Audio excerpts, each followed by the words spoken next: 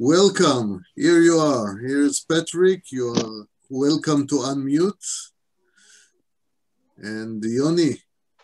Yes. You can take the lead. Can you see my background? I updated my background. So is Dr. Moore here with us? Here I am. I have the video on. I see myself there. We can see you. Can you see us? Can you hear me? Yes, I can see you. Is that Yoni? Yes, I'm Yoni. Nice to meet you again. Nice to meet you. So we met last time you were in Israel. Yes. You were giving a talk in connection to the shale exploration. Yes, of course. That eventually was blocked. And we had a chat. I don't know if you remember. This was quite some time ago.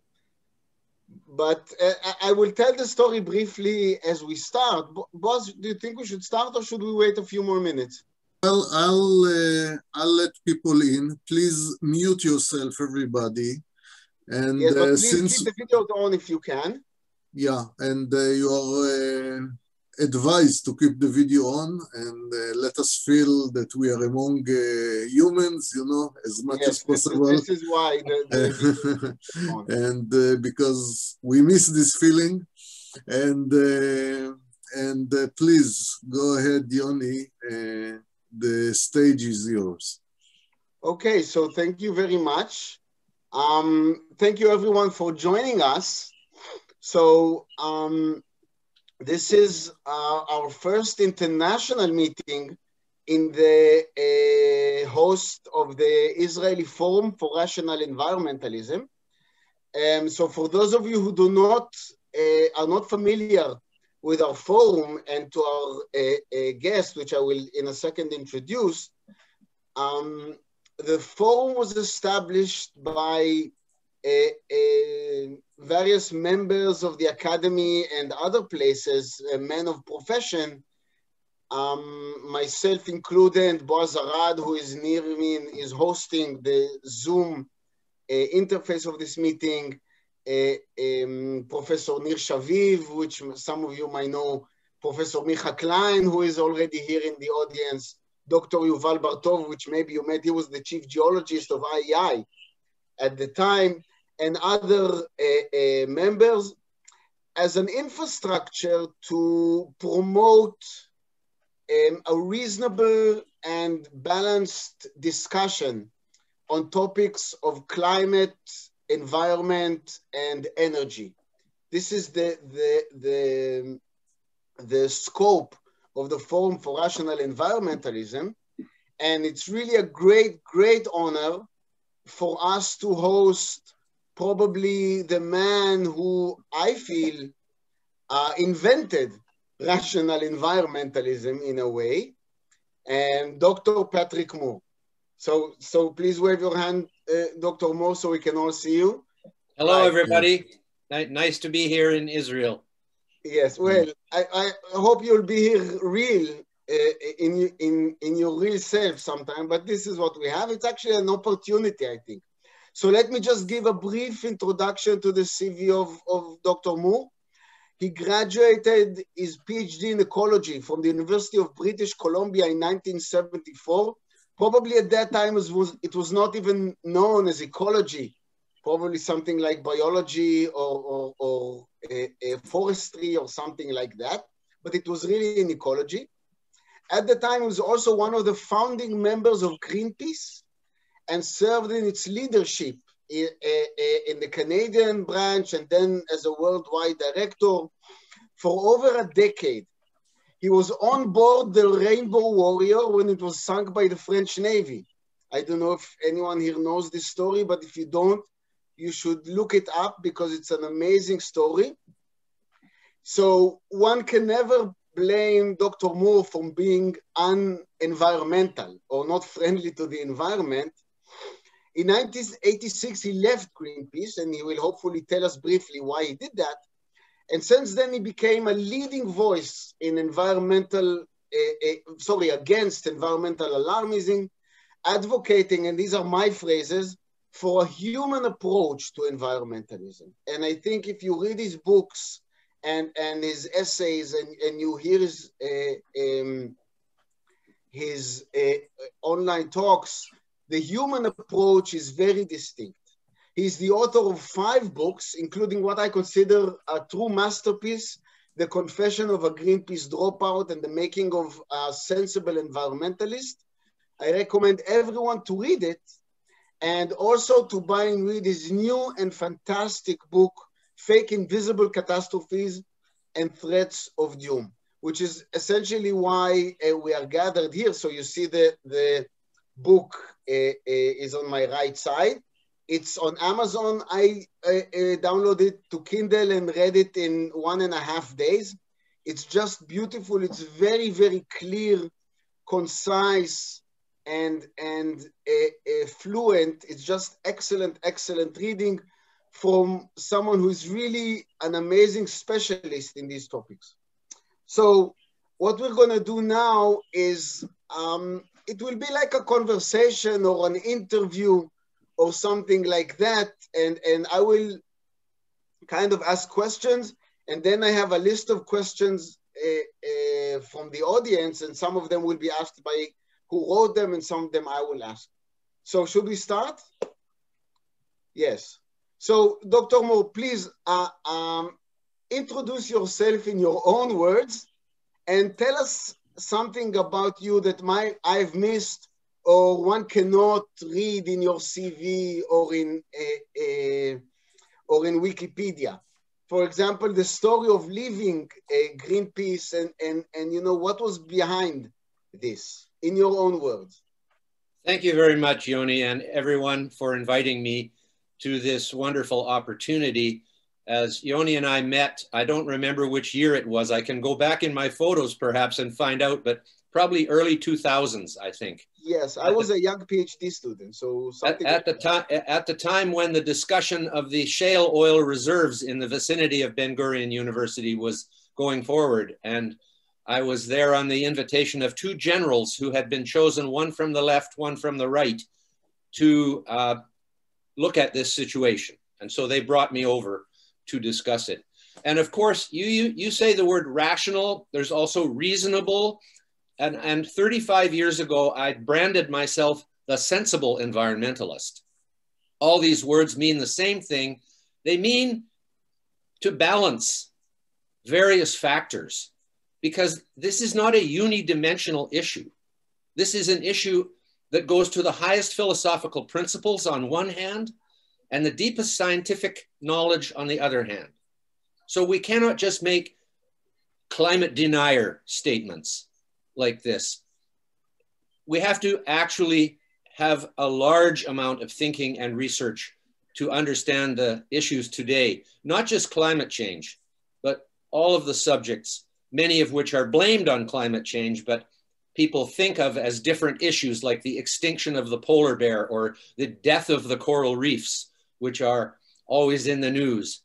And okay, I'll start at the beginning with my life.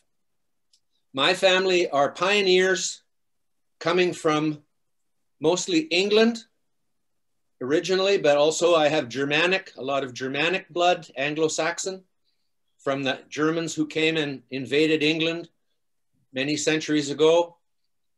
And so I'm born on the west coast of Vancouver Island in a floating village in forestry and fishing. These are the only 2 things which were making income for people. The jobs were all in either forestry or fishing, and there were only 120 people there with no road to it, only boats.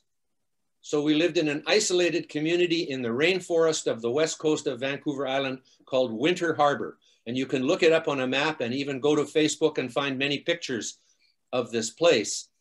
But I was so lucky because as a child, I grew up total in nature. That's all around.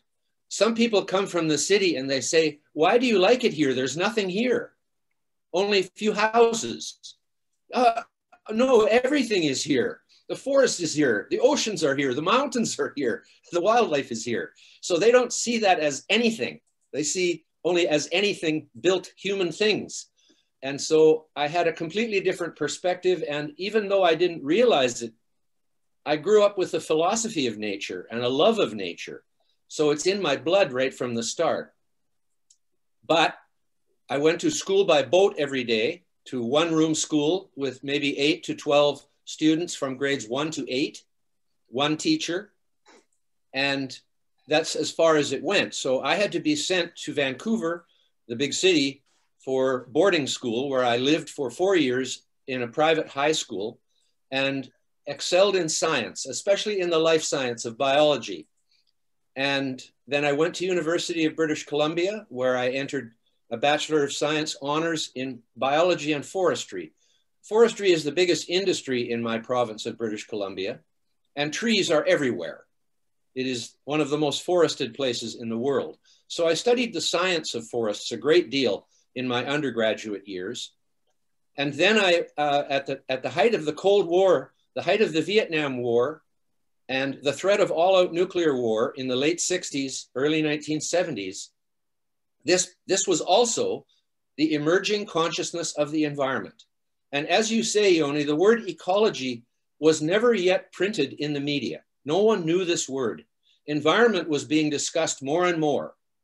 But ecology was an obscure branch of biology, was actually begun with the study of soils in the Ukraine as soil science and the interrelationships among all the aspects of the environment that create soils. So soil forming processes have 5 factors, and I won't name them now, but everybody should, who's interested in soils and earth and growing and plants, should understand soil forming processes.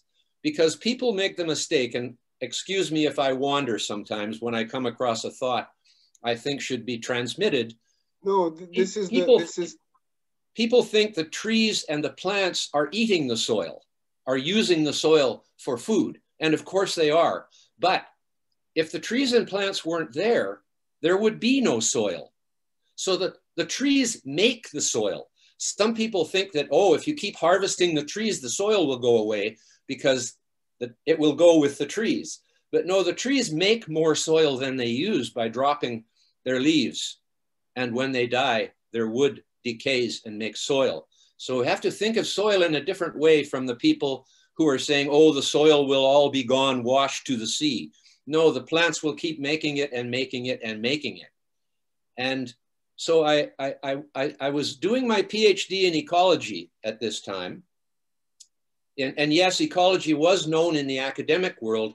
The institute which I studied was the Institute of Resource Ecology, which is basically connecting ecology, the science of all different aspects of the earth, with the things we use, resource, in other words. So understanding where everything comes from, in a way, is part of ecology. Where does all the stuff we use to build our cities, all the food we eat, all the energy we make, where does it come from? And people in the cities too often don't have a very good idea of where everything they have is coming from. Like the trucks which come with food at night to stock the stores, they would starve to death on their condominium at 40 floors above the street if those trucks did not come in with the food in them. So I look at the whole cycle, where things come from, what we do with them, and where they go after we've finished using them, because everything goes somewhere. And so this is the whole issue of waste and pollution and all these subjects, and recycling and landfills versus waste to energy, and all of the things that we use and all the energy we use all ends up somewhere. And so we need to think of the world in these terms. My PhD was really interesting, and I learned so much there. But then halfway through it, I learned about this small group that was beginning to meet every week in a church basement in Vancouver. They were called the Don't Make a Wave Committee, and their campaign was to stop US hydrogen bomb testing in Alaska. Now, one thing I learned as a very young man was that a few people meeting in a church basement can go up against the most powerful organization in the world, which was the US Atomic Energy Commission, and win. We stopped eventually French atmospheric, we stopped US underground hydrogen bomb testing in Alaska with a small boat and 12 people floating across the Pacific Ocean with media attention. And then suddenly tens of thousands of people were marching in the street in support of what we were doing. And in a short time, President Nixon canceled the planned more tests. So this is how Greenpeace began. And I stayed for 15 years. When I finished my PhD in ecology, I decided not to go into a normal job, which I could have done, but I didn't want to, because I had been told during my PhD work, and at this time, studying the pollution was considered like anti-business, kind of.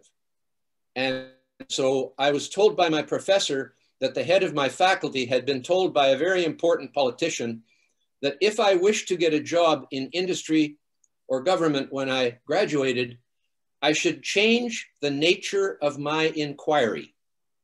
Those were the words that were used. And I won't go deeply into what my PhD was all about, but I was studying pollution from the mining industry.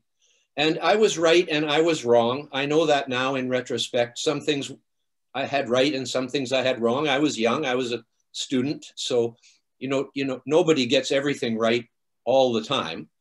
And so I look back now on that, but that was a threat. They made a threat to me from a high level politically that I should change the way I was looking at things, doing things. So I rebelled at that time. And then I stayed in Greenpeace for 15 years and was probably the best thing I've ever done in my life at that time to make that decision. Because we then went to stop atmospheric nuclear testing in the South Pacific by France. That's when the Rainbow Warrior was bombed later on. I wasn't actually on the boat. I was a director, so I was living ashore and had to go to the boat to see it bombed at the dock and help with it all night with the media and the police, because I was the lead spokesman for Greenpeace at that time. So that was a very interesting time. And unfortunately, one of our crew died because the photographer went below and the second bomb went off and killed him. They put two bombs on the boat, one at the engine room and one at the rudder. And so it was a sad thing, but it sure made the news and it ended French nuclear testing eventually. So we did that. And then we went to save the whales. Why did Greenpeace change all of a sudden from stopping nuclear war to saving the whales? Well, a man who had been studying whales came to us and said, they are killing 30,000 whales every year in the ocean, way out where no one can see it happening. And these whales are going down in population. So somebody has to do something about this. And you guys are the only ones who know how to go in boats. All the other environmental, they walk down the street with a picket sign in the city, but they can't go out in boats to stop the whaling. So we agreed, yes, we can do that. So we went out for 4 years, every year in the summer into the North Pacific and got in front of the harpoons of the whaling ships and put it on TV. This made Greenpeace famous worldwide. And from then the story was going forever. So I worked then with the campaign to stop the slaughter of hundreds of thousands of baby seal pups. Then we moved into the toxics campaign. Greenpeace International was created. I became one of the directors of Greenpeace International. For the last 6 years, I was there till 1986 when I left. So I was there fully 15 years. And we were busy every day. And so things changed though as time went by. First, we began as a small group of volunteers with noble intentions, no pay, trying to make a living some other way and volunteer in Greenpeace. Eventually, we became so famous that people sent us a lot of money. Then we could hire employees and pay ourselves too. Not much, but enough to pay the rent and buy your food. So then we had a payroll to meet. And pretty soon we had 500, 800 people on the payroll. Well, now fundraising becomes more important. And pretty soon we had, I would say we had already succeeded in most of the really important subjects in environment at changing the way people are doing things. And all of a sudden, it seemed to me people were making things up in order to have a fundraising campaign to pay the payroll. So this is when a volunteer group becomes a business. And the business has priorities, one of which is to pay the people. And that's about when I left, when it became so clear to me, because two things happened. One, the peace on Greenpeace kind of got lost. The reason for the name Greenpeace, green is for the environment, peace is for stopping nuclear war, and that has to do with human beings and civilization. So we had a nice bridge there because, as I say, you have to consider the humans. And so Greenpeace began with quite a strong orientation towards humanitarian, not just environment, but the humans who live here on the earth. We are all part of the same ecosystem. And environmentalism decided in a way to separate the humans from the environment, as if we were from Mars or something. And pretty soon they were saying, humans are the enemies of nature. This is a high philosophical point, because if you say humans are the enemies of nature, you are drawing the lines, and you are basically saying human beings are the only evil species, which is too much like original sin for me. I'm not a hardcore fundamentalist, and I think you have to be a fundamentalist to think that humans are the only bad species on Earth and all the rest are okay. And so I couldn't live with this, but that was a philosophical point. So I stayed for some time more. And then my fellow directors, none of whom had any formal science education except me, decided we should have a campaign to ban chlorine worldwide. And I said, you guys, chlorine is one of the elements, you know, it's like one of the building blocks of the universe. It's pretty hard to ban one of those. But they said, oh no, humans should not use it anymore. Leave it where it is. And then I got into the serious part, which is chlorine is the most important element for public health and medicine. The two being distinct in some ways, because adding chlorine to our drinking water, to our swimming pools and our spas is what prevented communicable disease in water like cholera. And in addition, 85% of our medicines are made with chlorine chemistry, and 25% of our medicines actually have chlorine in them to kill bacteria mainly, because all the halogens, chlorine, bromine, and fluorine, and iodine in particular, are all very strong disinfectants, which means they can kill the bacteria that are trying to kill us. And that's why we use them as disinfectants. So I couldn't live with this idea of ban chlorine worldwide, and that is when I left.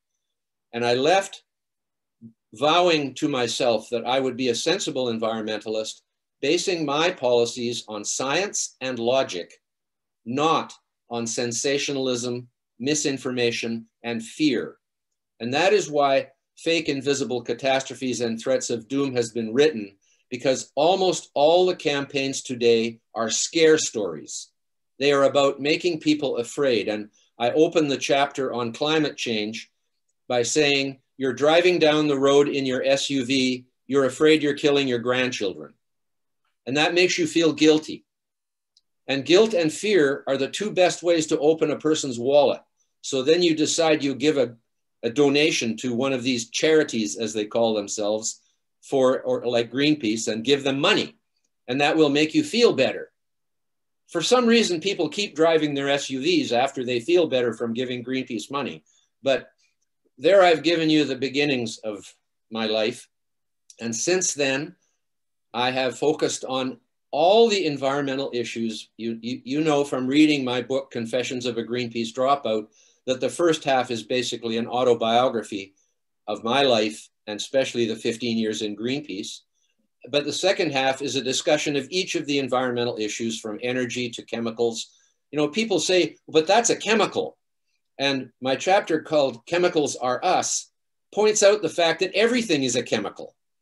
And just to jump ahead a little bit, like GMOs, for example, genetically modified organisms, as they're called, They say there's something in them that's bad for you. Well, this is one of the scare stories that's not just based on something invisible or remote, which I'll get into in a bit, but actually doesn't exist.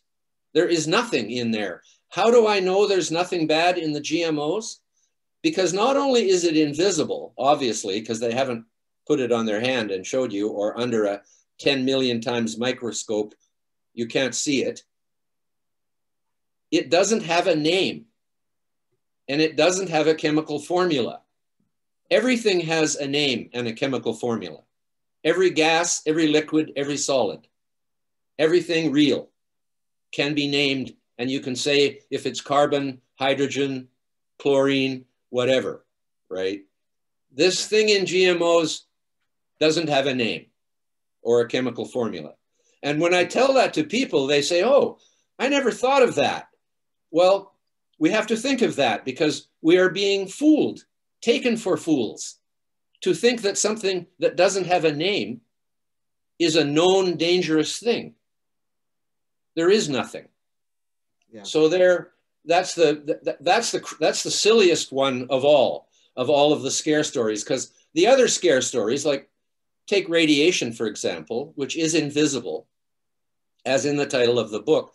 Yeah. And to enlarge on that, I'll just say that the book is about a single thesis. It ties everything together under one category.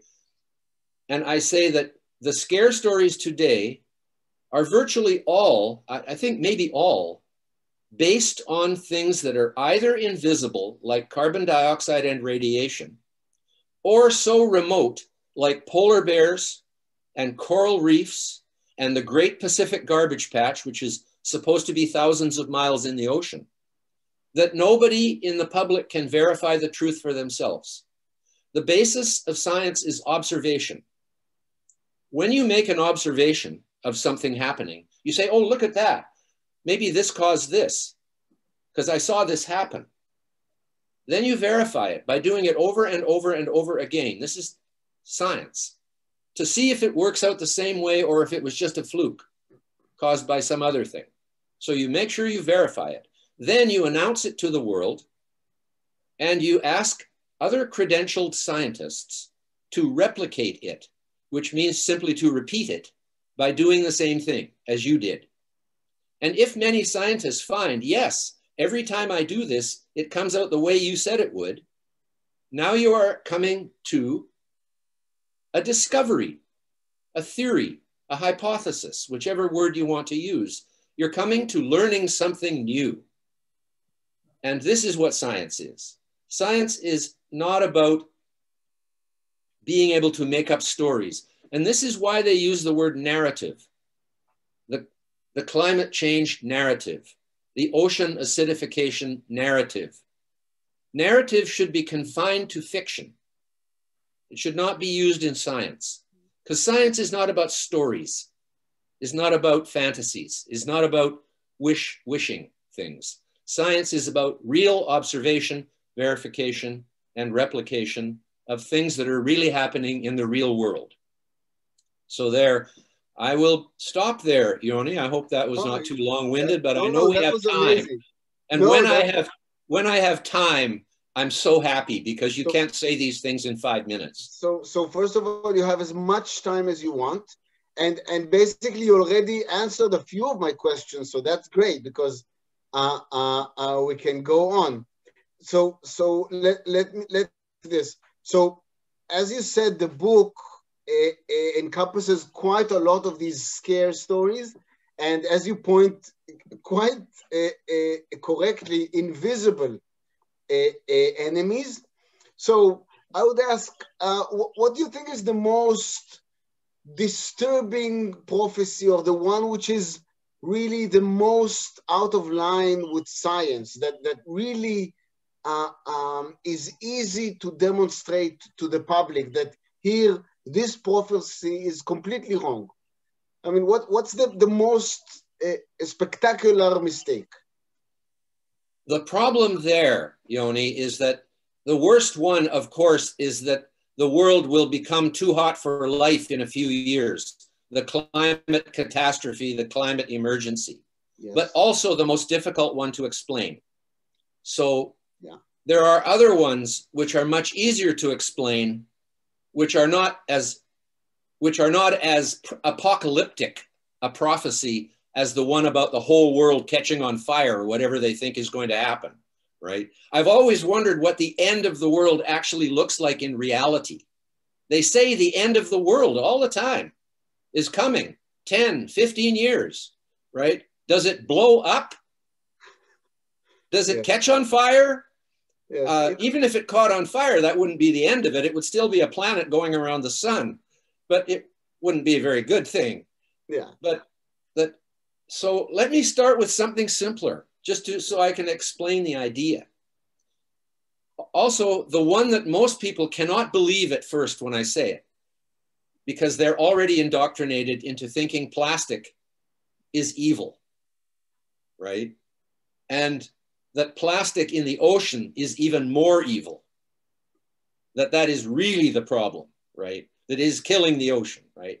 Most people have been led to believe this is true. So let's go back and start at the beginning.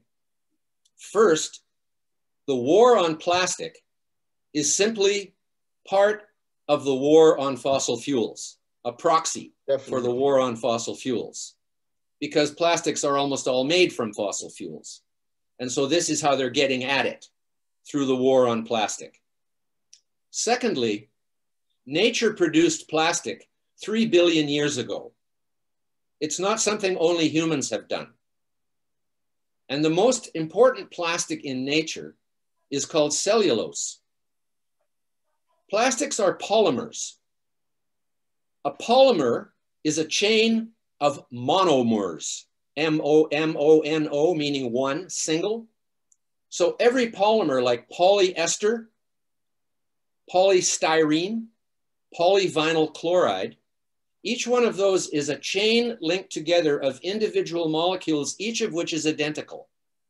Vinyl chloride is the monomer of PVC or vinyl or polyvinyl chloride, as they're known in all three names. Styrene is the monomer of polystyrene. Propylene is the monomer of polypropylene. What is the monomer of cellulose? When I ask that question, because it's not cellia, so the monomer of cellulose is a totally different name from the word cellulose, unlike the others I just gave. Does anybody know, can people speak in the audience when I ask them a question? Some of them can. If they raise their hands, then Boaz will unmute them. Yes, Amit wanted to answer. Yes, anyone knows the answer? Amit, you want to answer?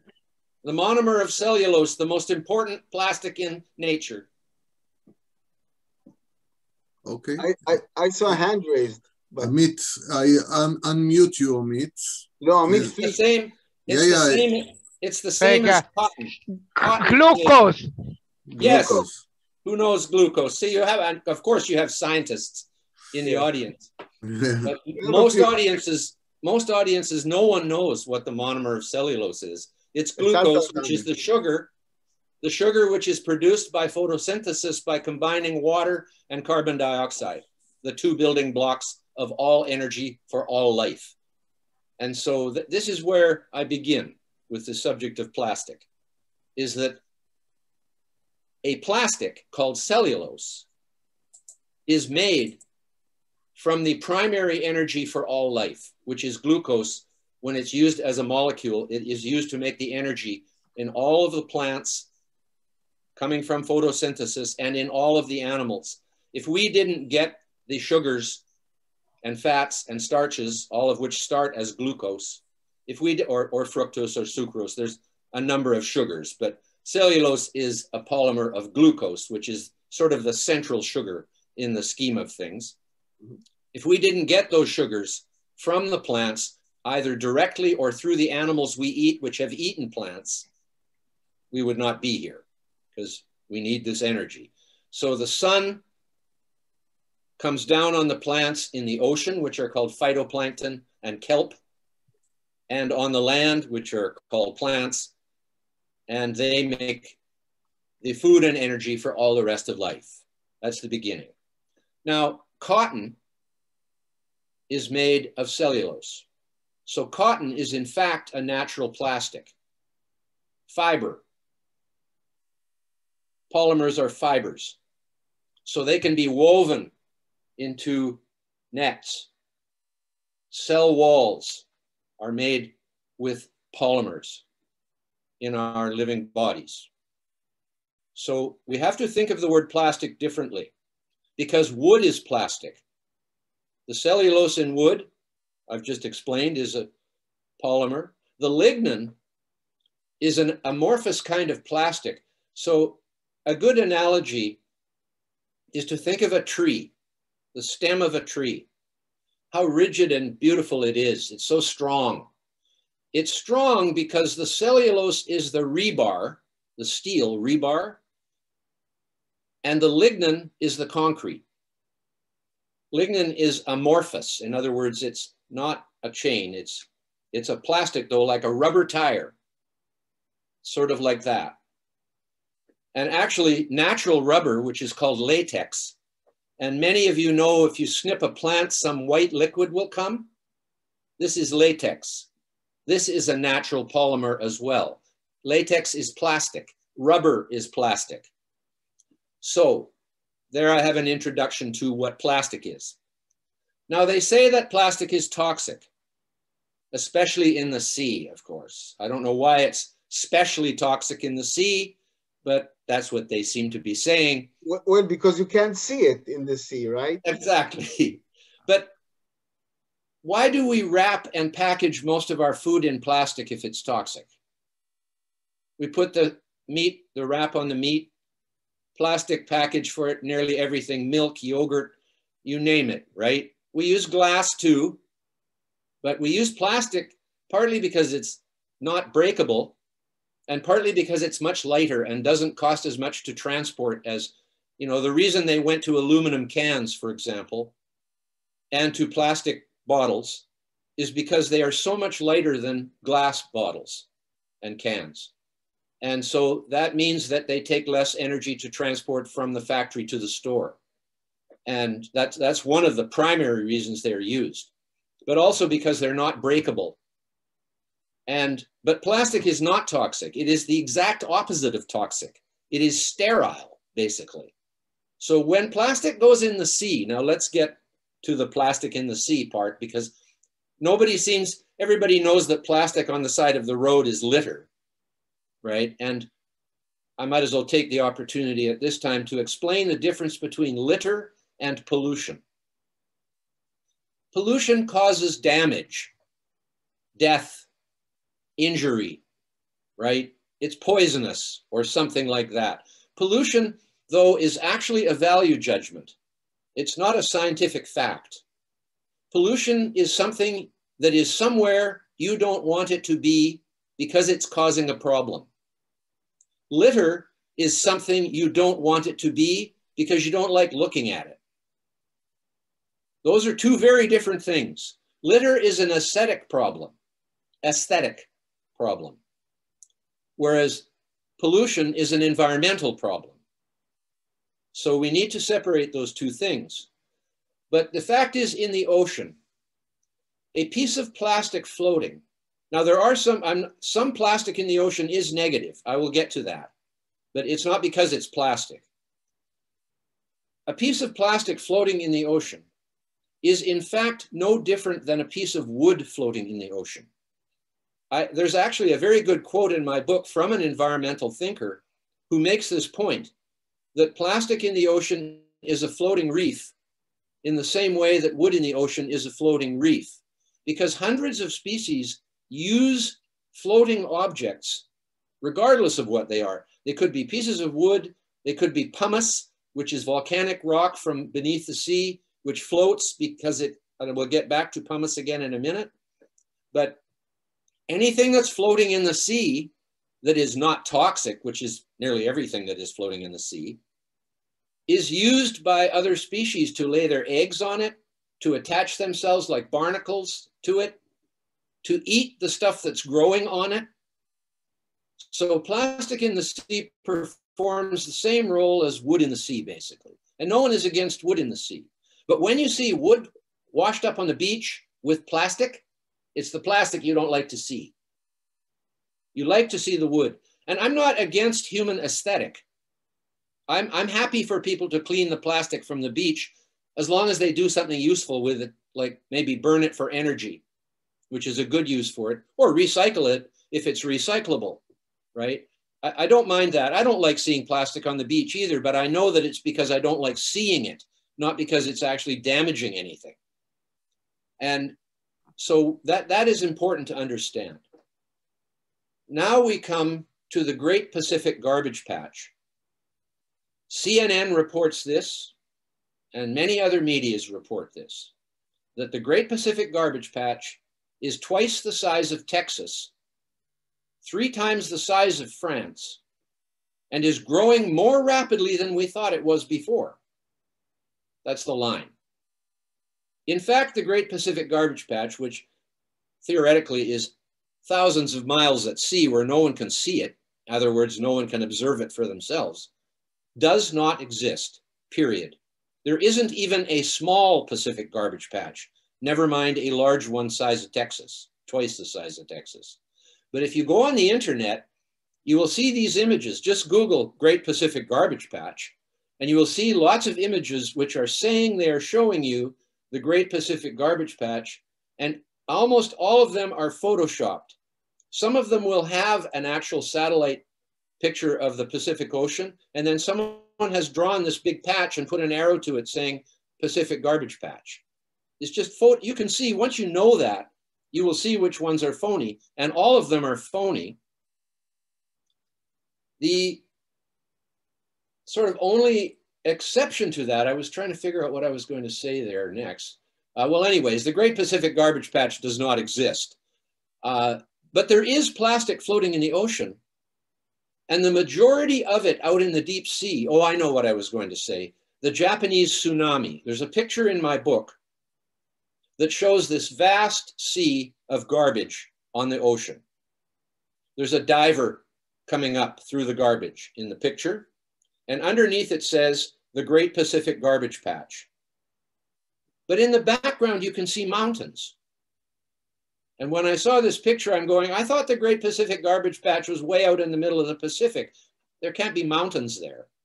Then I find out very clearly, this is the result of the Japanese tsunami, which killed nearly 20,000 people and wiped whole towns into the sea. All the buildings and everything went and turned into garbage in the ocean on the shore of Japan.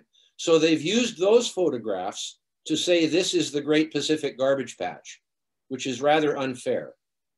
But that material washed into the sea from the tsunami. It wasn't because people were throwing their garbage in the ocean.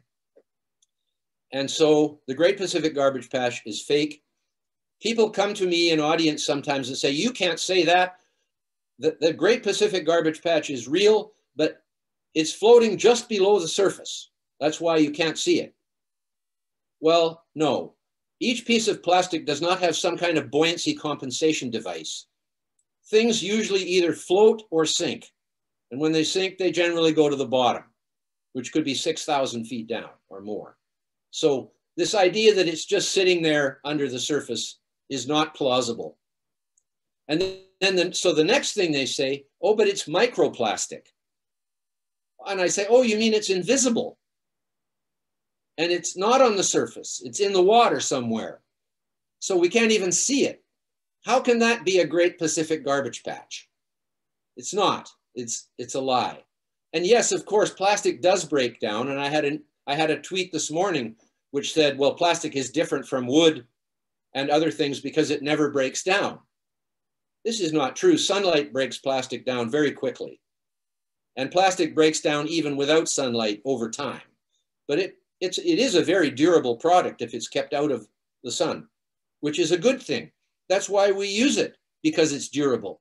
Do you want the side of your house to melt off in the sun if you cover it with vinyl? No, vinyl is a good product because it is durable.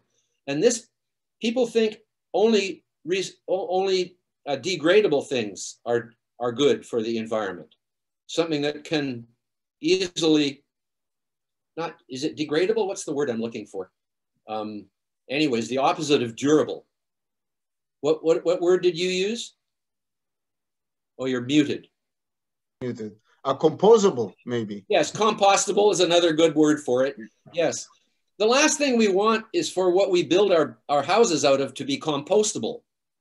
You know, if you use wood for the frame of your house, it's good to protect it from the weather. But the best thing to use on the outside of your house, well, these days it's called hardy board. I don't know if you have that in Israel. It's a composite of cellulose fiber and concrete, which they make like shingles and boards. And it can be impregnated with stain, so it can be any color. And it's what everybody in North America is using now because it's by far the best way to protect your house from composting. And, and of course, on the roof these days, most people are using steel, which is coated with very strong epoxy paints. This is what will last much longer than wooden shingles or duroid or what they call asphalt shingles. They maybe last 30 years. The steel roof will last your lifetime. So always, it's okay to build the frame of your house with something that can be degraded or will rot. As long as you protect it from the water and the sun, you're fine. So again, you know, and the marketing on this stuff is amazing. Like nowadays, because polyvinyl chloride is attacked because it contains chlorine. That comes from the Greenpeace anti-chlorine campaign. So many flooring companies in their expositions have a sign which says vinyl-free flooring. So they're telling you what it isn't. They're not telling you what it is, they're telling you what it isn't. It's the same with GMO-free foods, right? They're telling you what it isn't.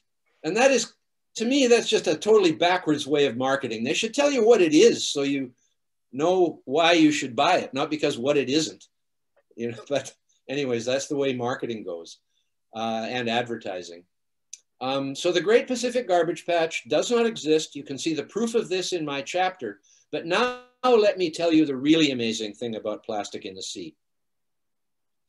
Because actually plastic in the sea plays a very positive role for marine birds, ocean birds, like the albatross and the shearwater. And actually, there are more than 100 important ocean birds which only come to land on small islands, rocky islands, to breed. The rest of the time, they spend their whole life on the sea. The albatross, for example, it's a good example. Very large bird. Sir David Attenborough, who is on BBC all the time with his nature shows. Now, he says a lot of good things, but unfortunately, he lies about some very important things. One of which is he says that albatross are feeding plastic to their chicks, mistaking it for food. Now, he is an expert on birds. He knows everything about birds. So he knows he is lying. Here is why he is lying. He holds up a thin plastic bag, a clear, thin plastic bag, and said this was found in a dead albatross chick's stomach. He never shows the albatross feeding a plastic bag to a chick. He never shows a plastic bag in a freshly cut open chick. He just holds one up and claims. So the viewer has not observed an albatross feeding a plastic bag to its chick. You've just observed Sir David Attenborough saying it does, and that it is mistaking it for food. Birds are not that stupid. Patrick, let me ask you, because this leads me to my next question. Yes. So we are bombarded with this kind of propaganda and you know, wrong facts and things like that. So maybe a two-part question. One, what's in it for them? And two, what do you think is the best way for us, for example, in the Israeli Forum for Rational Environmentalism, what's the best way for us to combat that? Besides publishing. Well, the second question is more difficult, but the first question is relatively easy. The part I didn't say when I said that most of the scare stories about things that are invisible or remote are in the future, which is definitely remote. Yeah. And nobody can observe the future yet. But what that means is that the general public must depend on the activists, the media, the politicians, and the scientists who are on endless government grants of taxpayer money to tell them the truth. But if they told them the truth, the scare story would go away. So that's not what they do, because you say, what's in it for them? Money, and a lot of money, and power.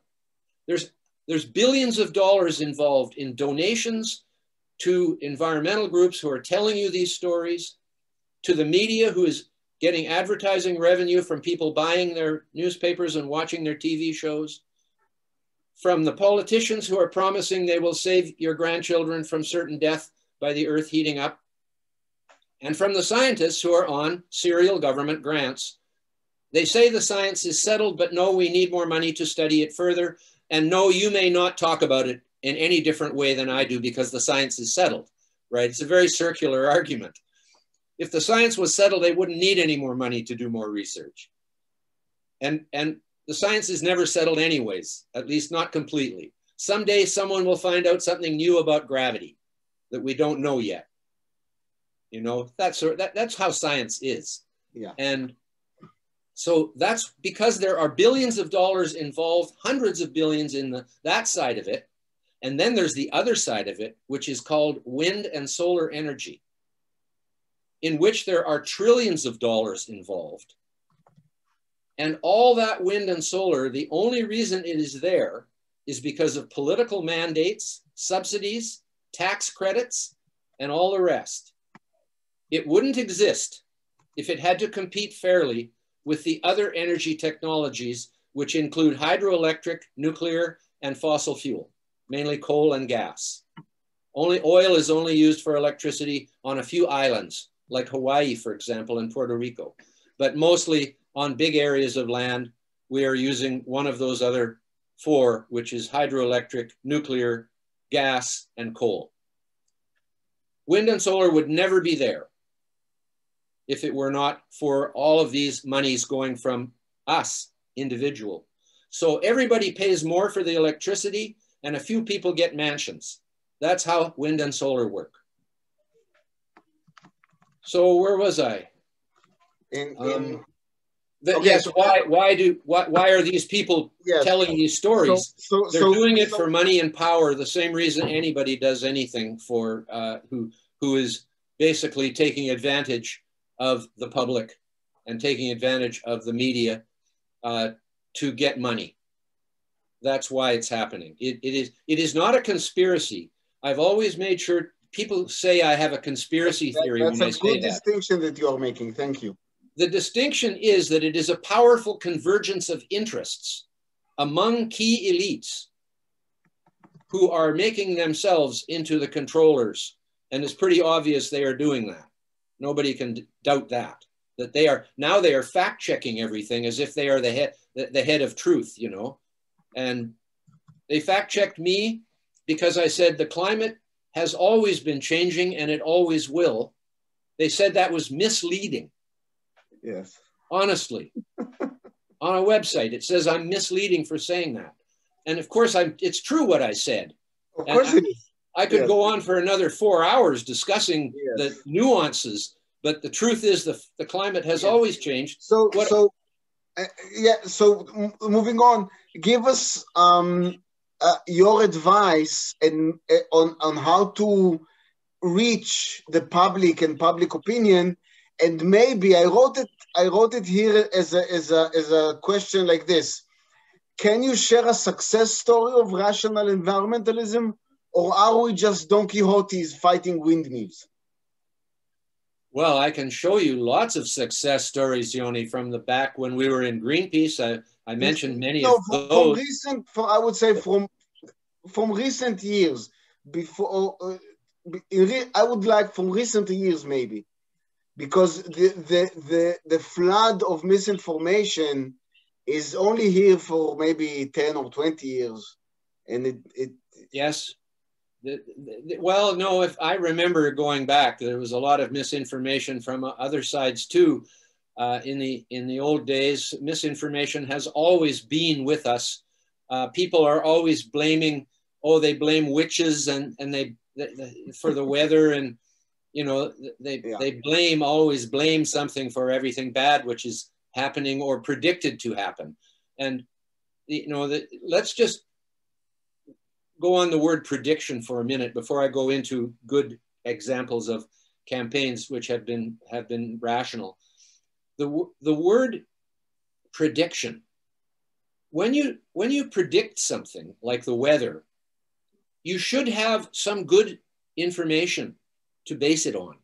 And these people who are saying they can predict the future of the climate in the year 2100, this is not true. This is phony. And that's why it fits into the fake invisible catastrophes and threats of doom, because nobody can say what the future will bring. But one thing I do know is that if you hope for the good and work to the good, you can change the future for the better. If you are only afraid, you will cower in fear and you will not succeed if you are afraid.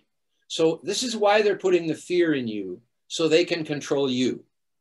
It's easy to control people who are afraid because they want help. Whereas people who are confident in what they believe and know what is good and strive for that good and hope for that good to become true, they will make the world a better place. Okay, I'll tell you the example of polar bears. It does go back a little bit, but it's more or less in the last 20 or 30 years that this has been a success story, and people are being told the opposite. In 1973, leading up to that time, just when Greenpeace was beginning and I was there doing that, wildlife biologists began to realize that the polar bear population was declining due to overhunting by people going. It had now become fairly easy to go in a plane to the Arctic, hire an Inuit guide from the Indian people there, and go and get a couple of rugs for in front of your fireplace by shooting polar bears. So the population was going down.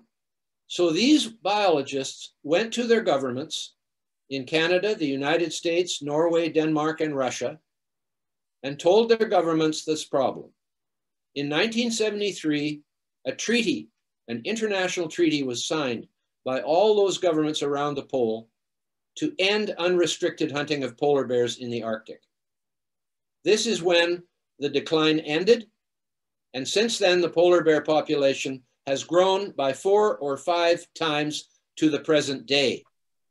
This is one of the biggest conservation success stories in the last 100 years. There are others where species which were going in decline and perhaps would become extinct have been saved by programs to rescue them. It was not until about 1920 when the passenger pigeon was extincted in North America by overhunting, when people began to be concerned about endangered species and extinction. Prior to that, in the whole of human history, extinction was just thought of as a normal thing, even if it was caused by people, by hunting everything to death. Okay, that one's gone. The dodo bird on Mauritius Island in the Indian Ocean is a good example, where sailors who were going around South Africa to go to Asia would stop at that island and kill the flightless dodo birds, which are kind of like a small ostrich type bird. They can't fly and they can hardly run. So it's easy to catch them and hit them over the head and take them back to the boat. So they killed them all, right? But they didn't think anything of that. It wasn't thought of as an environmental catastrophe at that time. But the death of the passenger pigeon and the beginnings of the environmental movement in the United States with the national parks and John Muir and the Sierra Club and the original environmentalists who were concerned about the conservation of nature, this changed the thinking. And so the polar bear is a modern example of that thinking, that when we find out that a species is becoming endangered, we put a program to bring it back. The polar bear now, in 1973, there were somewhere between 6,000 and 12,000 polar bears remaining. Today, there are somewhere between 30 and 50,000. They have exploded in their population. The Inuit people, who are the people who live all year in the Arctic, where there are no trees, it's so cold, in what we call Nunavut, which is the territory of Canada in the far northeast. This is where they live. There are, I think, 50,000 of them. And so there's almost as many polar bears as there are people there now. And the polar bears are becoming a big nuisance because they are actually killing some of the residents. And the residents want to be able to protect themselves. And up until now, the law was so strict that not even an Inuit could kill a polar bear without facing legal consequences. So they have passed a polar bear management plan, which allows people to defend themselves from polar bears. That's all. They're not hunting them. They're just allowed to defend themselves if the polar bear attacks them or attacks someone close to them. So when this plan was announced 1 year ago, no major media in Canada, which is where most of the polar bears are, no major media covered that story. They all want to perpetuate the idea that the polar bears are disappearing still, even when we know for certain that they are not. They are still perpetuating this story. So only one newspaper had the story. It was a newspaper in Nunavut where there's 1,600 people living in Cambridge Bay, right? None of the millions of people of Canada have finally learned the story that no, the polar bears are not endangered. They keep pushing the story, even though it's been proven otherwise by all the scientists around the North Pole. But there's still all these ones in the government who are getting paid with tax money who perpetuate the story. And so sometimes what everybody thinks is a bad story is actually a good story. And the same thing is true of the coral reefs. The coral reefs are... So, wait, please. So this is, you're entering one of the questions. So let me, because someone asked about the coral reefs and the ocean acidification. Yes. So let me quote the question exactly. So Zohar, you're with us. This is your question. So Zohar asked, where is it? I'm looking at the chat. Zohar asked if you can say a few words about ocean acidification and the bleaching of the coral reefs. Now, this, let me just say, Zohar, this already tells me that you did not read the book. So you must. Because if you've read the book, you'd know that there's a whole chapter about this. And the amazing story of Peter Reed, which I hope will be with us in a few weeks from now, actually. We will host him also for a discussion. So please, tell us something about ocean acidification and reef bleaching. That's wonderful that you're having Peter Reed on. He is amazing. He is a hero, so I won't talk about him so much, but he knows that the coral reefs are not dying, and he's being fired from his job at a university after 30 years with tenure. He's fired, and now he has gone all the way to the High Court of Australia to protect his academic freedom to speak his mind. They are actually canceling him, trying to cancel him. Amazing. While all these other so-called reef scientists are making millions from studying the reef. And as if studying the reef would prevent it from going extinct anyway. You know, I mean, that's just a sideline. But if they had some way of saving the reef, that would be different. Maybe we would give them money, right? But why do we give them money to study its death? You know, if that's what they say. But it isn't dying. Let me start with two distinctions here. People are now beginning to believe that the coral reefs are threatened by ocean acidification, whereas originally the coral reefs were said to be threatened by global warming of the oceans. And warming of the oceans is a completely different subject than ocean so-called acidification, unquote. So there are two separate chapters in my book because of this, one of which is on coral reefs and one of which is on ocean acidification. So let's start with coral reefs. And we're not talking about ocean acidification now, because if you look at all of the stories about the coral reef dying and bleaching and in terminal stage and all the words they use, right? They never use the word dead. They use dying, last gasp, terminal. One even said it's in its last terminal stage, as if there's more than one terminal stage of a species dying. Right? That was terminal stage 1, terminal stage 2, and final terminal stage. So they don't say dead, and the reason they don't say dead is because it's not dead, and the reason they use the word bleaching is because most. Oh, you're muted, Patrick. You got muted. Boaz? Oh, okay. There we go. I must have been flailing my arms around. Yeah, that happens. So now we know you're enjoying yourself. So that's yes, great. Indeed I am. The word bleached, most people think of chlorine bleach, or they think of the sunlight is bleaching the wood. So bleach is a word that is used for those purposes. But coral bleaching has nothing to do with bleach. It is a metaphor. The reason is because when coral bleaches, it becomes white. It becomes white for a fairly complicated reason. Corals are a symbiotic relationship between an animal and a plant. The animal is the main one. The animal, if you look at a coral surface, you'll see all these little holes. Those are the cavities where the coral animal lives. And the hole is smaller than the animal. The animal can't get out, in other words. It's down there in a cavity, like a barnacle in a shell. Only one coral growth can have 200,000 polyps in it as one animal. But there's 200,000 animals actually in the colony. So it's a colony. Each of those polyps selectively absorbs phytoplankton.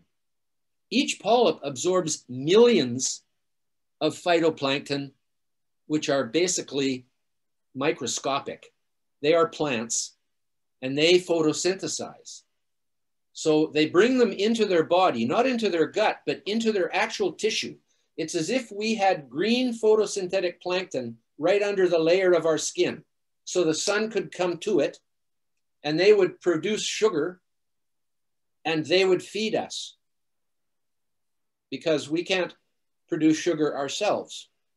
We have to eat something to get sugar. But with the coral reefs, the animal gets much of its food from the phytoplankton that it brings into its tissue. The phytoplankton is what gives the coral its color. Brown, yellow, green, purple, all these colors, because phytoplankton have different colors. Many of them are green because of the chlorophyll in them, but many of them are other colors, and that's what gives the coral its color. The skeleton of the coral is made with calcium carbonate, limestone, which calcite is also, it's also called calcite, and there is another isomer of calcium carbonate. Its name is escaping me now, but it's made of calcium carbonate, which when the polyp ejects the phytoplankton, which they do in times of stress, warm water, cold water, we don't really know all the factors that cause this to happen, but they eject the phytoplankton, then the polyp is clear. Actually, the coral polyp is a relative of the jellyfish. It's in the same group of species. And you know how jellyfish can be very clear. Yeah. You can see through them. The polyp is the same. So the polyp has no color. So when they bleach, when the coral bleaches, it turns white. Just like as if you bleached a piece of clothing white from being soiled. But it's not anything to do with chlorine. It's got to do with the color of phytoplankton and the color of calcium carbonate. So when this happens, the polyps are not dead. Bleaching is not death. And this can be confirmed all through the literature. It's just that the scientists in the media never tell you that when they write the story about the coral reef dying, about to die, terminal, whatever. They never say it's dead when they talk about, so they're tricking the public into thinking that bleaching is dying. Whereas usually the coral recovers from bleaching by reabsorbing new phytoplankton when the stress is over. Now, as I emphasize, the stress can be heat, but it can also be cold. So it's not as if it's only warm water which causes stress in corals. Changes in the environment can cause stress in corals, and we don't know exactly all of them. But we just know that sometimes they eject their phytoplankton, and other times they bring them back in. So if you look at the world, the Great Barrier Reef is the one which everybody has said is dying. But the Great Barrier Reef is not in the world's warmest oceans. And the Great Barrier Reef does not have the highest biodiversity of corals and fish in the world. Those are in the Coral Triangle to the north of Australia, in the Indonesian archipelago, Philippines, Solomon Islands. It sort of forms a triangle on the map, so that's what it's called. Those are the warmest oceans in the world, and there is where you will find the highest biodiversity of corals and reef fish. This is all in my book and very clearly explained. What this tells you is that if the oceans warmed from where they are now, corals would spread, not shrink and die. They would go to where the oceans are warm enough for them. Because the reason there are no corals in the temperate and Arctic oceans is because it's too cold. If you look at a map of the distribution of corals, you will see that the hot spot for corals is the warmest oceans in the world. Literally the hot spot. Yes, in the hot spot. Yeah. So this idea that warming of the climate will cause the coral reefs to die is backwards and stupid in the first place, because there's no evidence for it, right? So that's sort of the story of these corals. And then if you're going to have Peter Ridd on, he was fired from James Cook University in Australia for daring to question the other scientists who are saying the reef is dying. And these other scientists, they all have great big institutions of coral expertise and drawing in hundreds of millions of dollars from public money to study the reef, as if that's going to save it, because they say it's dying. So why don't they just put a cross on it and go away? You know, it's really stupid the way this works. But it's actually a human story, though, this one of Peter Ridd. 30 years a professor, expert in coral reefs, knows these guys are lying, tells the truth, and gets fired for doing that. That's amazing. And he has worked his way now through the courts. He won at the beginning in the lower court. Then a higher court threw him out. Now he's gone to the highest court, which is called the High Court in Australia, but it's the same as the Supreme Court in the United States. I'm not sure what you call it in Israel, but it's the last court. We call it dirty name, so. Yeah, the court of last resort. Something like that. The Supreme Court. Because if you lose there, then you need a politician to help you. Yeah. So, so that's the story. How does this relate to ocean acidification? Yes, let's go into that. So ocean acidification is something completely different from warming of the oceans. Ocean acidification theory says that if carbon dioxide goes up in the atmosphere, some of it will go into the ocean. And seeing as though carbon dioxide tends to form carbonic acid in the ocean, it's true. It makes the ocean less alkaline than it would be otherwise. Now, here's where we get into the terminology. pH, right, is a measure of acidity and alkalinity. Alkaline is a word, but basic means the same thing. Yeah. For acid, there's only one word, acid, acidic. Mm-hmm. But for the basic side, there is alkaline, and there's also caustic, which means highly alkaline. Yeah. right? Like sodium hydroxide. So I've learned many things in my life, but one of my mentors is William Happer, emeritus atmospheric physicist at New Jersey, the university, I forget his name. Princeton. He's brilliant. He's in his 80s. He invented a laser beam. I mean, I wish I had invented a laser beam because I didn't invent anything like that. I'm just a mouth and a brain, hopefully. So ocean acidification is the theory that additional carbon dioxide in the oceans will make it acidic. But this is a misuse of the word acidic because the oceans have so much alkaline components in them, magnesium, calcium, sodium, they could never be made acidic. On the pH scale, you go from 0 to 7, which is acidic. Then you go 7, which is neutral, not acidic, not alkaline. Then you go 7 to 14, which is alkaline. The present day oceans average around 8, pH 8, from 7.8 to 8.4, but say in that range. They do have a range because it depends on how much salt there is, how much fresh water is coming in from the land, and a whole bunch of other factors. But the pH of the oceans is all the oceans are alkaline. None of the oceans are acidic.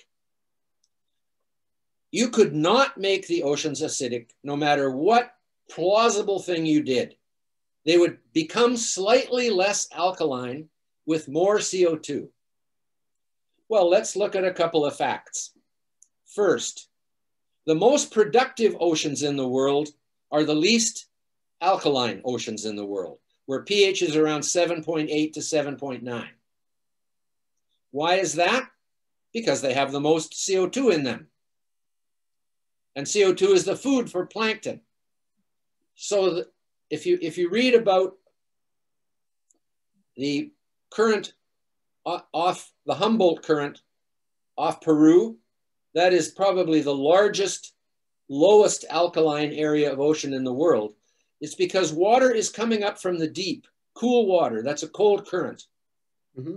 Coming up from the deep. This is water which sank at Antarctica because it got cold enough to sink. And then now it's coming up and it's full of CO2 because cold water holds more CO2 than warm water. This water becomes the fertilizer for the phytoplankton and for the highest area of fish in the world. So we know for one thing, more CO2 will increase the productivity of the sea, not make it die. We know that for sure. The other factor is, and this is in some ways the most stunning one, and one I just learned from Will Happer, is that if there was no CO2 in the oceans, to make it less alkaline than it would be otherwise, without CO2, the ocean pH would be 11.3. And nothing could live in it, ever. Nothing could live in it, pH 11.3. Because pH 11.3 is the same as Drano, which we use to cut the grease out of our drains. Yes. Right? It's highly caustic. That's what caustic means. Yes. And if you drink that stuff, you die. Immediately. Yes. Immediately, yes. Yeah. Well, most people don't know that even though table salt, sodium chloride, is an essential nutrient at low levels, you have to have it. Yeah, oh yeah. That's why Gandhi marched from the sea with free salt for the people, because the British were taxing it. If you eat only 4 or 5 tablespoons of salt in a cup, not even half a cup, you die. So this is a lesson in toxicity versus essential nutrients. But in the sea, it turns out that not only is carbon dioxide the most essential nutrient for the building of life, it is also the only reason why life can exist there in the first place, because it makes it less caustic, less alkaline, down towards the acidic scale, but not to it. So ocean acidification, you should always put acidification in parentheses and explain afterwards why this is BS. Because Scientific American puts a map of the world with the ocean pH showing what the pH is underneath. There's nothing acidic shown, but on the sidebar, going from one color to the red color, right? Yeah, of course. It says less acidic on the top and more acidic on the bottom. The reinventing chemistry. More alkaline on the top. Yeah, it should say more alkaline on the top and less alkaline on the bottom. So they're using the word acid because people think it's a negative thing. Sure, they're afraid. Right? That's amazing. Whereas alkaline, what do people think when they think alkaline? Maybe they don't know what that is. That's amazing. Alka-Seltzer. It's good for your stomach. Right. To settle the gas in your stomach. Right. Okay, I think we are at the level that we want to take a few questions from the audience. Yes, let the people speak. Yes, let the people speak. Idan, you're the voice of the people. So Idan is a member of the forum. He wrote some wonderful posts on various topics, and let's hear him. Idan. Hello, Dr. Mo. It's an honor. Hello, Idan. Nice to meet you. Are you a student, professor? What do you do? No. Just a really smart guy. Okay, well, we like those. Yeah, independent. A lot. We like those. I'm an entrepreneur. I do education technology, but this is my passion. I like to read and write about it.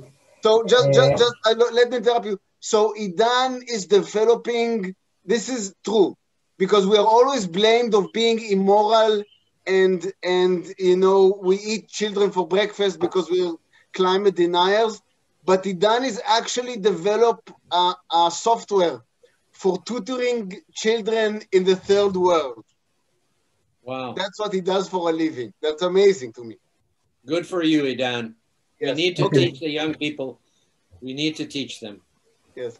Sorry, Idan, the floor is yours. I'm muting myself. Okay, so really it's an honor. I think I watched everything that I could find of yours on YouTube. I read your books. I was almost done with your last book when I was asked to write a book review for Bill Gates' new book. So you can imagine the drop between your book and Bill Gates' book, which is completely the exact opposite. I wanted to touch on an earlier point when Yoni asked what's in it for them, and you said there are all kinds of financial forces and all kinds of interests. I wanted to go maybe one level above that. I know the former Czech president, Václav Klaus, used to talk about the environmentalism, and he used to say, as a person who grew up in communism, he said, it's the same, it reminds me the same new speech of communism. And he, as a leader of a country, he said they are not interested in the climate. They don't want to control the climate. They're trying to control us. And I think he was referring to the big international institutions, the UN, and all of the big institutions who are supporting them. I wanted to ask you, obviously you said it's not a conspiracy, it's not some people in a room, but it doesn't have to be a conspiracy. It just has to be some kind of a movement, international movement of elites and bureaucrats to grab power. It's a power grab. Do you see this in your organization, Greenpeace, which you founded and you left because you believe it was corrupted by all kinds of unscientific thinking with all kinds of radical agendas? Do you recognize in modern environmentalism and the global climate movement and the IPCC and the UN and all these institutions, is there some kind of force who is looking to create a global power grab initiative? Yes, is the short answer. Of course, the World Economic Forum is now kind of trying to put itself in the spearhead position in this. I have had dinner with Václav Klaus 2 times in my career in Europe. He's a very fine philosophical and political person. So I totally understand what he's saying.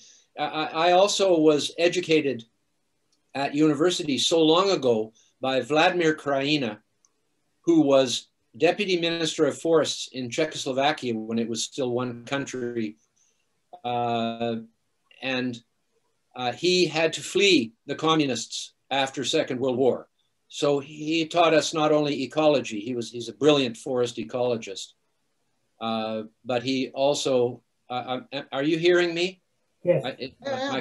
My computer said I was unstable. I like to think of myself as relatively stable, but anyways, Vladimir Krajina taught me, and many others who came from Eastern Europe. My forestry school that I attended, the entire forestry faculty of the Sopron in Hungary came to the University of British Columbia. They adopted faculty and students. So the whole of the Middle European silviculture knowledge came to the west coast of British Columbia when we were still pioneers just cutting trees. And this was in 1956 when the tanks came in to Budapest. And so I've learned a lot about that whole history. And with Václav Klaus, I've learned a lot too. I've always said that, you know, I would probably be in favor of a world government if I could be convinced it would be democratic and based on truth, right? But bureaucrats in Beijing are not my idea of a world government, is how I would put it. And therefore, I believe that until some miracle happens where there would be some kind of a possibility for a democratically based world government, I'm in favor of nationalism and the nation state as the unit of political authority in the world. And this is the problem with the United States right now, is President Trump's slogan was "Make America Great Again," which is a slogan of hope. I try not to be too political, but when you ask a question like that, it's virtually impossible to avoid expressing one's opinion on these matters. Sorry. It's okay. We're all friends here. My little slogan is "Hope Trumps Fear," which is, of course, a double entendre on the word Trump, because Trump means it beats, wins over fear. And "Make America Great Again" is a hopeful phrase, whereas we are heading into a dark winter, which was what President Biden promised before he was sworn into office, is not a message of hope. It's a message of fear. And when people are fearful, they're easier to control. Fear of COVID, fear of climate, et cetera, et cetera. And those two things have come into alignment in this philosophy of injecting fear into the public. When you have hope, you can change the world for the better. If you live in fear, you cower and you go nowhere. That's so it's interesting to think that success must have an element of hope. And then success, though, has to do with what you think is success. And so it is a very highly philosophical and political arena to discuss. It would take hours for us to scratch the surface, as you can see. Yeah. So I'm just giving a little bit of thumbnail about how I think on this subject, but I don't want to be ruled from bureaucrats in Beijing. I do know that much, even though my own government in Canada is completely useless at this point. Do you believe that the global climate movement has been weaponized by China against the West? I suspect so, and my suspicions are strong, but I'm not going to make that a thesis of my public life at this point. Okay.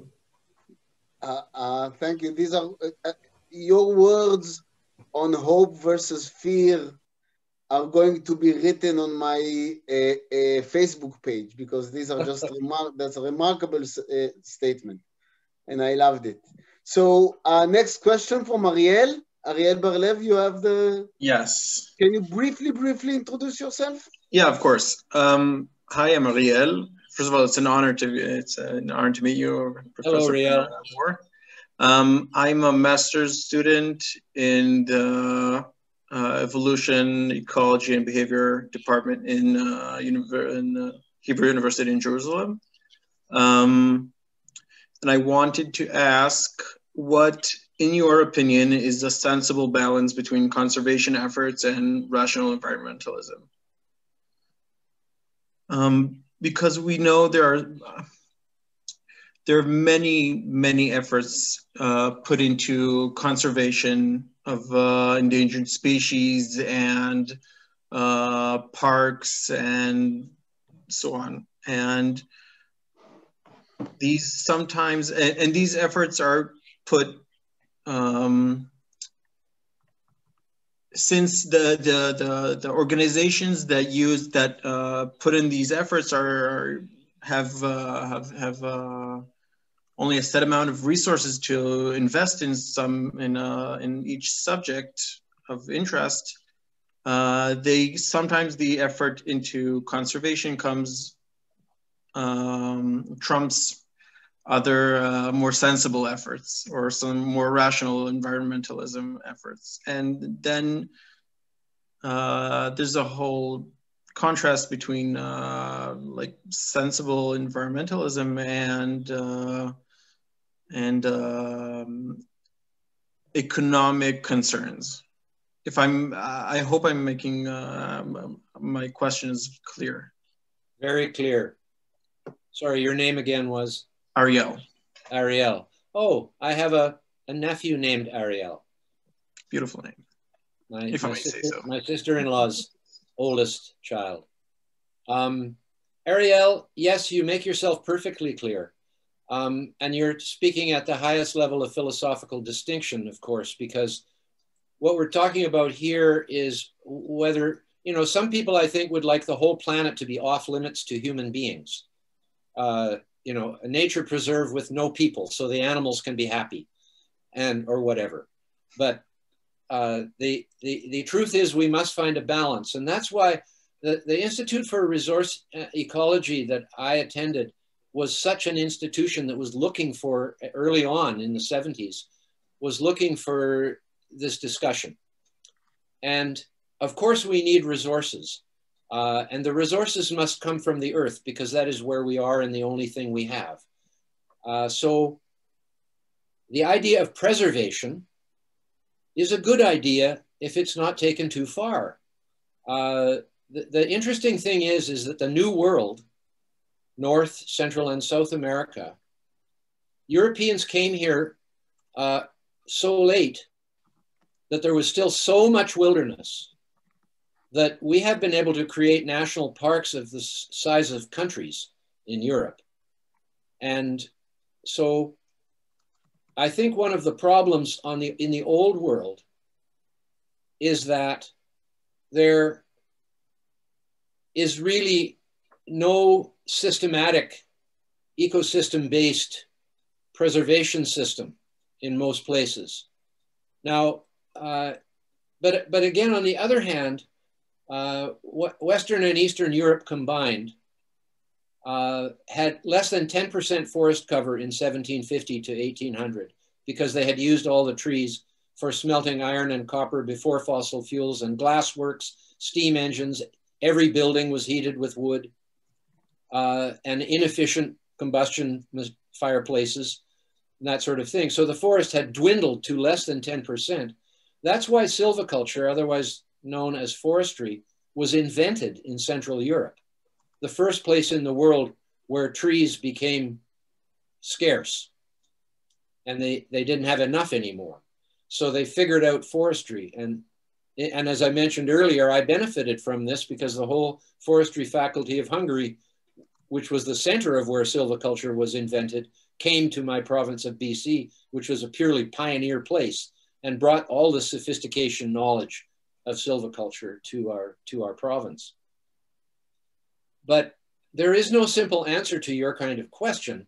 One would hope that that the political level would recognize the need for continued resource extraction Like Biden, for example, President Biden in the United States has now banned drilling and on all public lands, which doesn't sound like much for some places, but the Western United States has a vast, vast area of public lands that are federal from the time before the states actually became states even. And so it's a big issue there. How much land should be set aside for protection? And now you have the issue again in the United States where the national parks, of course, you would expect those to be protected from development. But the national forests, which are a much larger area, the environmental movement has now interpreted that they should also be basically national parks, when in fact they were created for multiple use, for recreation, for forestry, for fishing in the rivers and all of that, controlled of course, but and at one time the national forest produced a great deal of wealth that went into the education system and went into the management of the national parks, which basically have no or very little income stream from them because you can't do anything that costs money there or that makes money there, I mean. So your question is one of the most fundamental to the relationship between the human species and the global environment. The issue of overfishing, for example, is because international waters often have no rules at all because nobody owns them. So this whole issue of the tragedy of the commons, I don't know if you know Garrett Hardin's book, which discusses without ownership, there's no control. And the international waters, not even a government owns them. They're not owned by anybody. They're common. They're the commons. Mm-hmm. And so that's another interesting factor in it. But here's my sort of on the ground real statement about that whole subject is that because mechanization, which has been a very positive thing to end life of toil for hundreds of millions of people in agriculture and mining and forestry, where everything had to be done by hand. Mechanization has meant that much fewer people with much less hard work can do the same thing to provide the resources we need. But this means now only a minority of people are living in the country, getting the resources.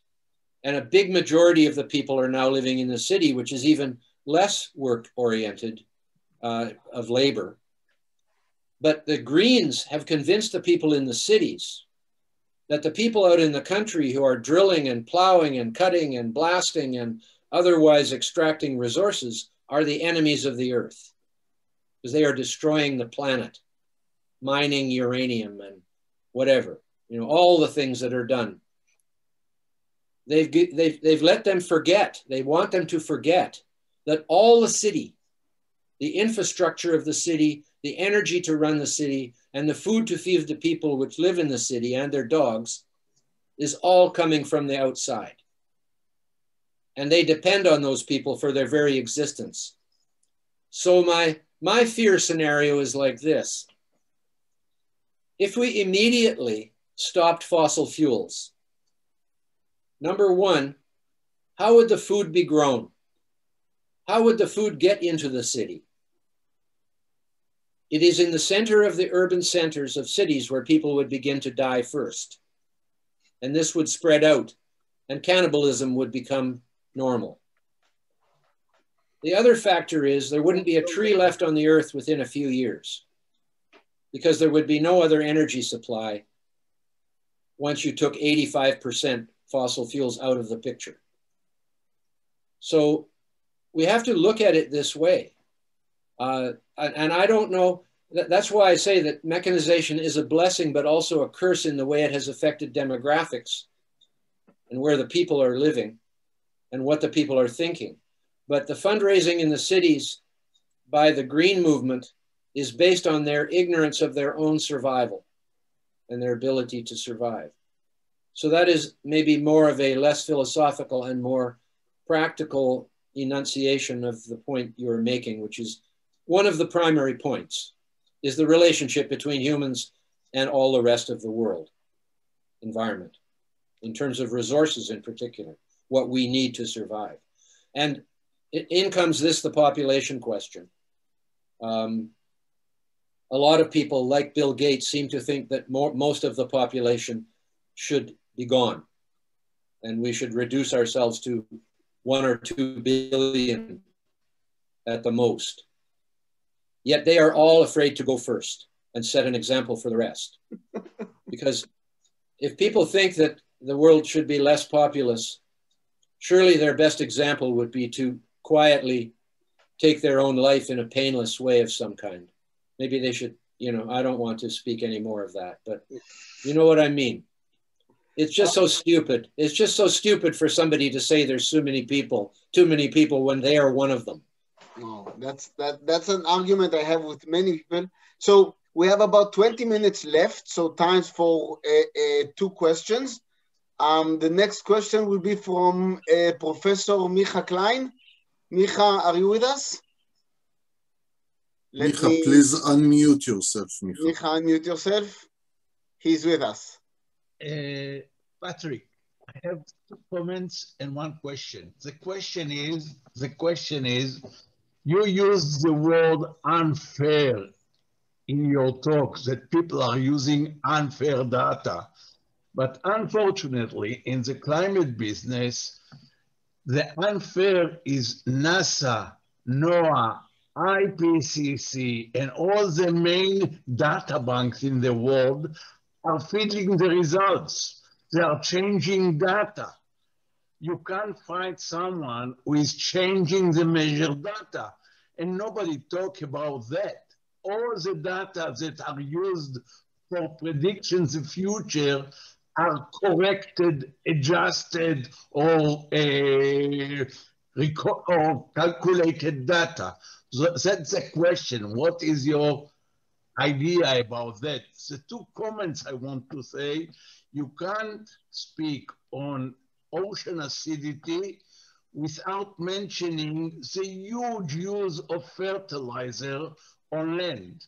All the fertilizer which are coming into business of agriculture in the last 50, 60, 70 years is all washed into the ocean.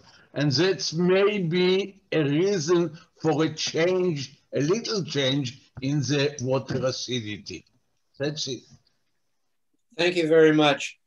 To answer your last question first, there is no actual evidence of any systematic change in ocean pH. The problem with that is they talk about 0.1 and 0.2 change. The natural change in a day is more than this. In a month is more than this. In a year and more than this. From one place to another is way more than this. So there's too much noise to be able to pick out 0.1 or 0.2 change in pH anywhere. So this is one of the problems. The other problem is they make an estimate that pH has changed 0.1 since 1800. They didn't measure pH in 1800. There was no way to do it. As a matter of fact, the concept of pH wasn't invented until the early 1900s. And measurement of pH was not possible until about 1923. So these are just guesses they're making about 0.1 of a pH. And then they look at how much CO2 is going to the atmosphere. And then they project into the future that there will be 0.2 to 0.3 change by 2100. They have no basis for this. It's all theoretical, or not even theoretical. It's all made up. So that's the answer to that question. On fertilizer, it is true that the fertilizer can cause plankton blooms and what are known as dead zones. But this has been happening all through time. The shale in which the gas is being extracted, like the big shale deposits in the United States where they are fracking down for gas, those are the result of dead zones in the ocean in the past, because the plankton died and sank to the bottom into the muds and did not decompose because it was a dead zone.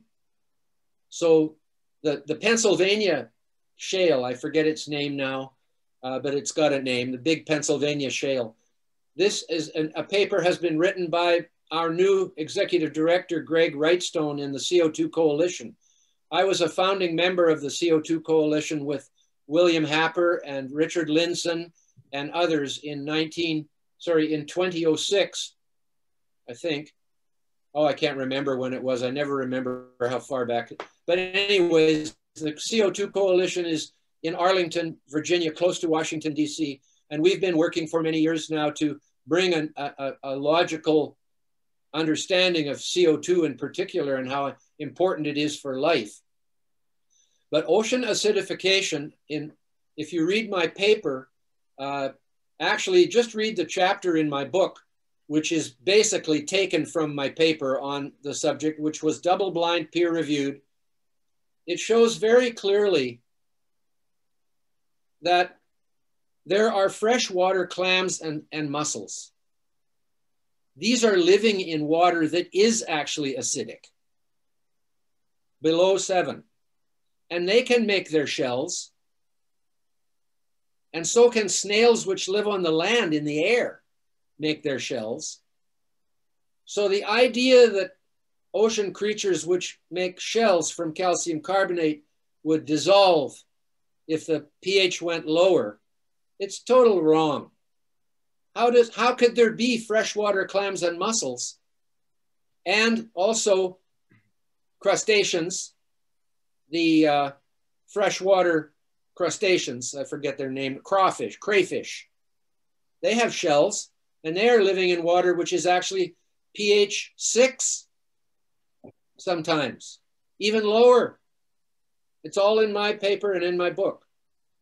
But the truth is, as I mentioned earlier, carbon dioxide in the water is the only reason life can exist there for 2 reasons. One, because it's the food, and second, because it makes the pH low enough for life. So worrying about the pH getting too low in the oceans is not the right direction to think.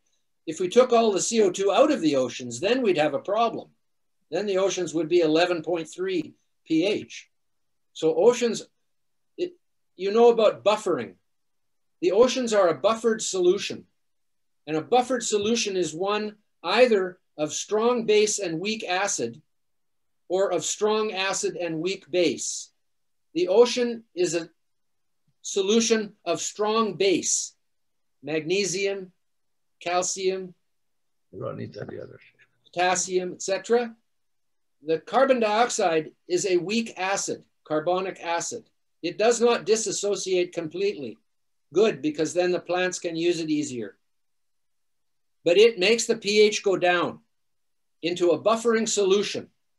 So if you take a bathtub full of fresh water and a bathtub full of normal seawater and you pour acid into it, the seawater has 330 times the buffering capacity of the fresh water. In other words, the pH will change 330 times as much in the freshwater. This is one of the reasons why freshwater does not have anywhere near the biodiversity of life as the oceans do, because they are more conducive to life because of their pH. But freshwater, of course, does have much life in it, but life began in the sea and some of it went to the freshwater, but only some, not so many. And then, of course, life came to the land. 100 million years after the Cambrian explosion of life, life finally came to the land. Took a long time because the land is a hostile place for life compared to the ocean, which is a much more suitable place for life. On the land, in addition, on the land, you have to fight gravity every day to stay up instead of laying flat on the ground. But many reasons why the ocean is where life began. And one of them is CO2 and the pH that CO2 has created in the sea. What about feeding data? Oh, yes, I know. In the final analysis, though, we can go and measure these things. But the fact is, even with fudging data, they are not showing very much warming, 1.5 degrees most in 300 years. The most important fact is that the Little Ice Age was at its lowest point in 1700. Then it began to warm. The last time the Thames River froze over, before this year, I think, but when it used to freeze over, it froze over enough to have big carnivals out in London. That didn't happen this year either. But when it did this, at least 2 times per decade, the last time that happened was in 1814. Now that was before 1850, when we started to put some CO2 in the air. So for half the time since 1700 to now, the temperature was rising anyway, without any increase in CO2. Yeah. Since then, it has continued to rise at the same rate it did for the other 150 years. And this is a chart which is the longest temperature record by a thermometer in central England. I don't know if you've seen it, showing the exponential increase in CO2 and the very straight line of temperature. To me, that is, from the modern era, the most important connection showing the relationship between temperature and CO2. In other words, the exponential increase in CO2 has not caused an exponential increase in temperature, very clearly. So the fudging the data, it's criminal. They should be in jail for this. But what are you going to do? So I think we're nearing the end of our meeting. So there were many, many more questions. So much of the questions much of the answers to the question people have asked are actually in the book. So I encourage everyone to run down to the nearest Amazon store and grab it. But you can get it as an ebook Kindle for yeah. I was joking. $7 or something. No one buys books anymore. It's all on Kindle. Yes, you need to. I don't know what Amazon channel do you use to buy books? Amazon.com. Amazon.com. Yeah, it's easy as that. It's there. It's less than 20 shekels, and it's just a super book. We have many more questions. Please, if you have any more questions which you think are crucial, you can email them to me, and I will email them to Patrick. I'm sure he will be delighted to answer. Yes, I would. I would be delighted to answer, because I think every time you answer one question in a way that people don't know or haven't thought about before, it changes the whole consciousness of the human species eventually. So one thing at a time. But as I said in the beginning, what I learned is a very small group of people, if they are dedicated and have truth, can change the world. Everybody should remember this. But yes, they must do it with the truth. They must determine what the truth is first. And if you are spreading lies, yes, this can be effective, but it's never positive. The result is never positive from this. And we have too much of this today. So I will be happy to answer your questions in such a way, with giving references, etc. And thank you so much. Patrick, thank you so much. This was an amazing meeting. We are all truly honored, and we appreciate it so much. And we will stay in touch, and we will use your help as much as we can, because Israel, like many other Western countries, is bombarded with misinformation. You are one of the key people in the world, I think, that is able to illuminate these topics in a great way, to help everyone understand the science and the basics and the logic so clearly. So thank you for coming.